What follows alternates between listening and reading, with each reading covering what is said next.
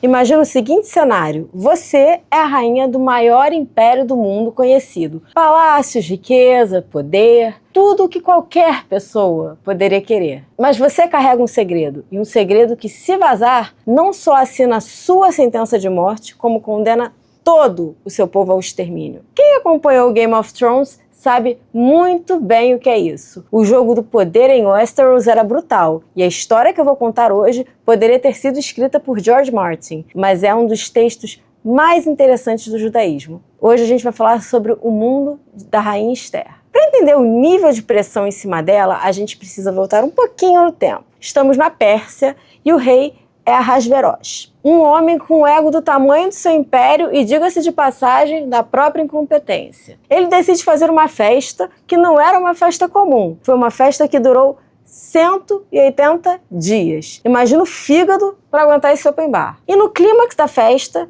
já bastante embriagado, ele manda chamar a sua esposa, a bela rainha Vashti, para exibi-la diante dos convidados. E Vashti, e aí a gente precisa dar o crédito a ela, disse um sonoro e retumbante não. Que, aliás, seria exatamente o que eu faria, afinal, quem aguenta 180 dias de festa, né? E pelo texto oficial da Megilá, a Vashti é banida para sempre e sofre o primeiro grande cancelamento da história. Mas segundo o Midrash, a nossa tradição rabínica, o buraco é muito mais embaixo. O rei ficou tão cego de raiva que teria mandado executar a própria esposa. Ou seja, ele era um homem instável e letal. E é para resolver o problema desse rei que a corte inventa basicamente o primeiro concurso de beleza do império. E nesse cenário conhecemos Esther, que é uma órfã judia criada pelo primo Mordecai. Ela chega ao palácio sem querer, mas quando o rei a vê, algo muda. E a instrução de seu primo Mordecai, antes da sua entrada, foi clara: não reveles a tua origem, jamais. Enquanto Esther se instala no palácio, um homem sobe ao topo da corte. Seu nome é Aman, o conselheiro principal do rei,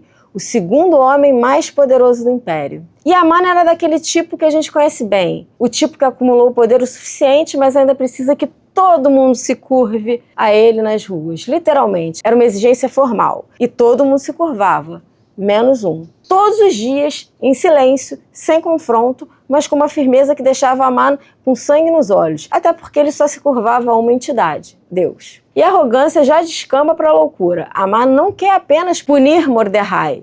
Isso seria simples demais. Ele quer algo maior, algo definitivo. Ele vai até o rei e o convence a assinar um decreto de genocídio, a morte de todos os judeus do Império Persa. E o rei, num nível de negligência absurda e inimaginável, assina o papel, sem nem questionar o que está aprovando e sem sequer ler o documento com a atenção que um rei deveria dar. E o decreto rola, vai para o ar, com data marcada e destino selado. E quando Mordecai descobre isso, ele rasga as vestes, se cobre de cinzas e vai até o portão do palácio e manda uma mensagem para Esther. E a mensagem não é gentil e não a poupa. Ele diz: não penses que escaparás por estar no palácio. Se ficar escalada agora, a salvação virá de outro lugar. Não acha que você vai escapar. E a casa sua e do seu pai irão perecer. Esse é um momento cinematográfico de verdade. Esther está segura dentro das muralhas, protegida pelo título de rainha. Mas segura de quê, exatamente? Até quando? Se o decreto se cumprir, ela também vai cair. E aí entra um outro problema. Havia uma lei persa que era firme. Ninguém entra na sala do trono sem ser chamado. Ninguém, nem a rainha. A pena é morte imediata, a menos que o rei estenda o seu cetro de ouro. E o rei não chamava Esther havia 30 dias. E aqui é o ponto da história que separa as personagens comuns das lendas. Esther pede que todo o povo jejue por 3 dias e ela também jejua. E então pronuncia a frase que define quem ela é para sempre: se eu tiver que morrer, morrerei. Ela veste os trajes reais, linda, divina, e entra na sala do trono. O rei a vê e estende o cetro. Ela respira fundo, mas aqui está a jogada de mestre. Ela não pede pela vida do seu povo naquele momento. Ela controla a narrativa como uma grande estrategista. Convida o rei e Aman para um banquete privado. E no banquete diz que tem um pedido, mas que vai fazê-lo apenas num segundo banquete, e o Aman sai de lá com o ego nas alturas, como se fosse o homem mais poderoso do mundo, convidado pessoalmente pela rainha para jantar, não uma vez, mas 2. E naquela noite, por uma ironia do destino ou não, o rei tem uma insônia brutal e ele pede que leiam para ele os registros da corte.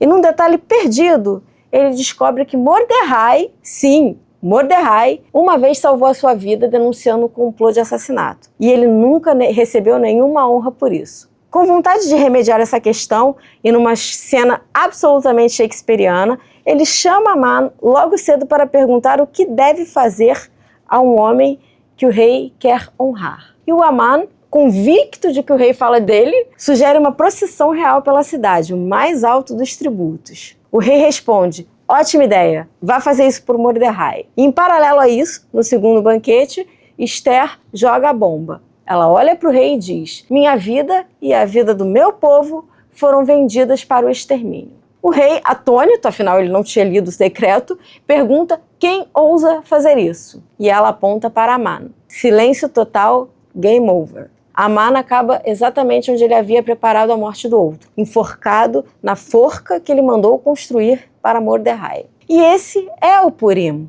Não é uma história com final feliz por acidente. É uma história sobre como o mal, levado pela arrogância, constrói a sua própria armadilha. Toda essa narrativa está registrada em um texto chamado Megilat Esther, o Pergaminho de Esther. E tem 2 detalhes sobre esse texto que são fascinantes. O primeiro é que é o único livro de toda a Torá que não aparece o nome de Deus nenhuma vez. E isso não é um erro, é uma escolha teológica. A ideia é essa: nem todo milagre parte das águas do mar. Alguns milagres se parecem com coincidências, com um timing perfeito, com a insônia de um rei numa noite decisiva, com a coragem de uma mulher que escolheu agir quando poderia ter ficado quieta. O milagre estava lá, só que já estava oculto. E o segundo detalhe: toda vez que a Megilá é lida na sinagoga e o nome de Aman é pronunciado, a congregação inteira explode em barulho. Matracas, apitos, batidas no chão, e o objetivo é poderoso: apagar o nome dele da história, não deixar que o nome do ódio ecoe no silêncio. E é por causa disso tudo que Purim é a festa mais caótica e mais alegre e até talvez improvável do calendário judaico. A gente pegou um decreto de morte